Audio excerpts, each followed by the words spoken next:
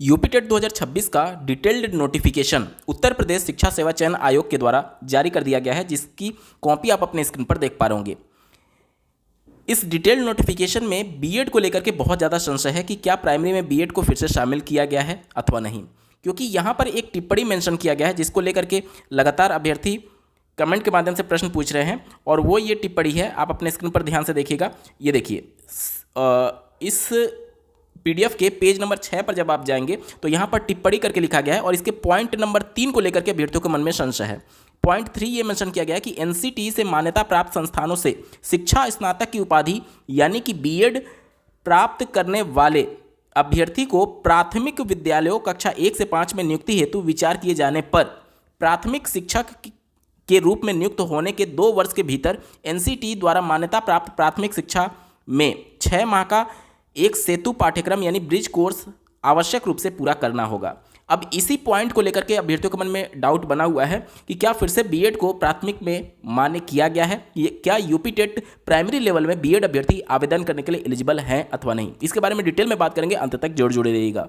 नमस्कार दोस्तों, मेरा नाम है नीरज, आप देख रहे हैं कैरियर बिट यूट्यूब चैनल। अगर आप इस चैनल पर पहली बार विजिट कर रहे हैं तो इसको सब्सक्राइब करते हुए बेल आइकन को प्रेस करना ना भूलें।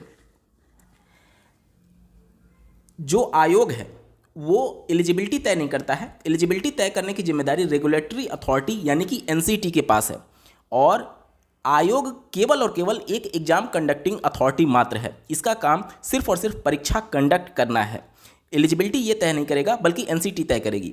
एनसीटी ने माननीय सुप्रीम कोर्ट के दिनांक 11 अगस्त 2023 के जजमेंट के बाद से सभी राज्यों के सेक्रेटरी और एजुकेशन डिपार्टमेंट के ऑफिसर्स को एक डिटेल्ड नोटिफिकेशन के माध्यम से यह सूचना दे दी है कि बीएड अभ्यर्थी अब माननीय सुप्रीम कोर्ट के 11 अगस्त 2023 के जजमेंट के बाद से प्राइमरी के लिए एलिजिबल नहीं है। जब प्राइमरी के लिए बीएड अभ्यर्थी एलिजिबल नहीं है तो फिर इस पॉइंट को यहाँ पर मेंशन क्यों किया गया है, इसके बारे में अभ्यर्थियों के मन में संशय है। हालांकि अगर आप 2010 का नोटिफिकेशन देखेंगे एनसीटी का तो उसमें साफ तौर पर मेंशन ये किया गया है कि पहले के अभ्यर्थी, जैसे पहले क्या होता था कि अगर डीएलएड के पर्याप्त संख्या में अभ्यर्थी नहीं है तो वहाँ पर एजुकेशनल क्वालिफिकेशन में रिलैक्सेशन दिया जाता था। जैसे उत्तर प्रदेश की 72,825 वाली वैकेंसी को आप ध्यान से देखिएगा, जो कि 2011-12 में होती है और उस समय उत्तर प्रदेश में डीएलएड की पर्याप्त संख्या नहीं थी और वैकेंसी बहुत ज़्यादा थी, 72,000 की वैकेंसी थी। तो उस समय राज्य सरकार ने एनसीटी के अंतर्गत, इससे पहले जो आरटी एक्ट 2009 लागू हुआ था उसमें धारा 23 की उपधारा 2 में यह मेंशन किया गया है कि अगर पर्टिकुलर किसी एक राज्य में न्यूनतम शैक्षणिक अर्हता से संबंधित अभ्यर्थियों की संख्या की कमी है तो वहां पर राज्य सरकार स्पेशल परमिशन लेकर के कुछ ढिलाई दे सकती है। इसी के अंतर्गत 72,825 वाली भर्ती में बीएड को अलाउ किया गया था। अब ये चीज़ें कब हो रही थी? 2011-12 में, और 2018 में एनसीटी ने बीएड को शामिल करने के लिए गजट नोटिफिकेशन लाया।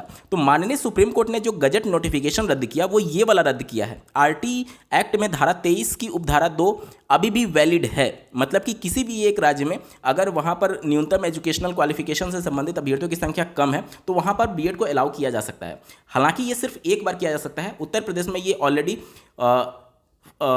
मौका मिल चुका है बीएड अभ्यर्थियों को, और अब जो डीएलएड अभ्यर्थियों की संख्या है उत्तर प्रदेश में वो पर्याप्त हो चुकी है। तो ये उत्तर प्रदेश में मिलने की संभावना नहीं है। लेकिन इसके अंतर्गत जो छूट दी गई थी वो 5 साल का समय होता है इन बीएड कैंडिडेट को, जो कि प्राइमरी में चयनित होते हैं, उनको जो ब्रिज कोर्स होता है वो कंप्लीट करने के लिए।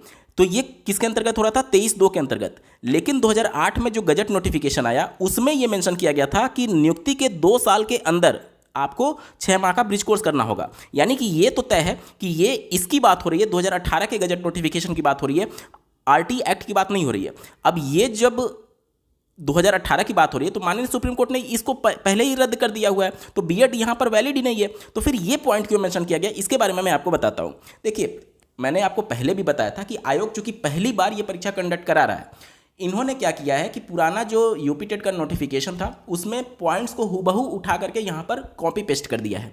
उन्होंने इन चीज़ों को क्रॉस वेरीफाई नहीं किया कि बीएड प्राथमिक में है या नहीं, या फिर अभी की स्थिति परिस्थिति क्या है उसके बारे में उन्होंने क्रॉस वेरीफाई नहीं किया। हाँ, एलिजिबिलिटी वाले सेक्शन में अगर आप देखेंगे तो वहाँ से बीएड को यहाँ से हटा दिया गया है। यूपी टेट 2021 वाला नोटिफिकेशन देखेंगे तो उसमें प्राइमरी में बीएड शामिल था, लेकिन आप देखिए न्यूनतम अर्हता में ये बीटीसी की बात कर रहे हैं, यहाँ पर भी बीटीसी की बात कर रहे हैं, यहाँ पर देख सकते हैं आप D.Ed की बात कर रहे हैं। इसके बाद से और नीचे चलें तो यहाँ पर आप देख सकते हैं, देखिए यहाँ पर भी BTC की बात हो रही है। और नीचे चलता हूँ तो यहाँ पर आप देख सकते हैं, यहाँ पर देखिए यहाँ पर भी BTC की बात हो रही है, यहाँ पर भी डिप्लोमा की बात हो रही है। इसके नीचे चलते हैं तो यहाँ पर भी देख सकते हैं आप, यहाँ उर्दू में बात की जा रही है।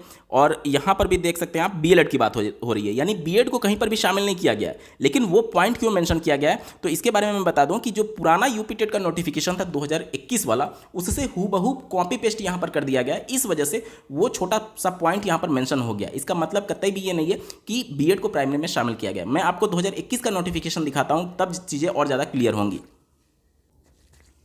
2021 में PNP के द्वारा यूपी टेट का आयोजन किया गया था और उस समय उत्तर प्रदेश शासन के विशेष सचिव के द्वारा जो महानिदेशक स्कूल शिक्षा को यूपी टेट कराने के लिए मंजूरी दी गई थी दिनांक 15 मार्च 2021 को, वो पत्र आप देख पा रहे होंगे। और इसी के बेस पर यूपी टेट का डिटेल्ड नोटिफिकेशन PNP ने जारी किया था। अब यहाँ पर देख लीजिए, जो कुछ यहाँ पर मेंशन होता है एग्जैक्टली सेम टू सेम वहाँ पर भी नोटिफिकेशन में मेंशन होता है।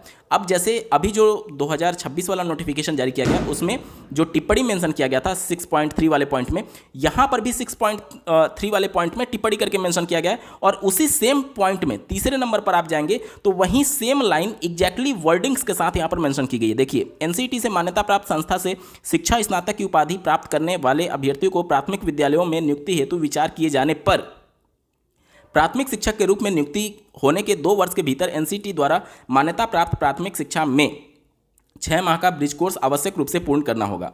तो ये कहाँ से पॉइंट निकल करके आ रहा है, ये 2021 से निकल करके आ रहा है। और माननीय सुप्रीम कोर्ट ने B.Ed को अपात्र कब घोषित किया था, वो 2023 में किया था।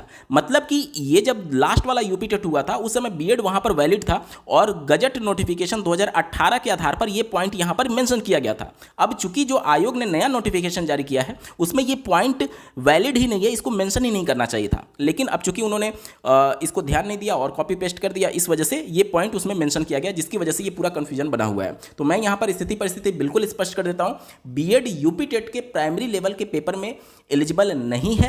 ये सिर्फ और सिर्फ लास्ट वाला जो नोटिफिकेशन था उसमें पॉइंट्स को कॉपी पेस्ट करने की वजह से ये कंफ्यूजन बना हुआ है। ठीक है, B.Ed अभ्यर्थी प्राइमरी के लिए आवेदन नहीं कर सकते यूपी टेट 2026 में। अब मैं समझता हूं आपके सभी डाउट्स क्लियर हो गए होंगे। बावजूद इसके एलिजिबिलिटी को लेकर के अगर आपका कोई प्रश्न रहता है तो कमेंट के माध्यम से पूछ सकते हैं। आज के वीडियो में बस इतना ही। ऐसे ही महत्वपूर्ण अपडेट के लिए इस चैनल को सब्सक्राइब करना ना भूलें। इस वीडियो को देखने के लिए आपका बहुत बहुत धन्यवाद। भगवान करे आपका दिन शुभ हो।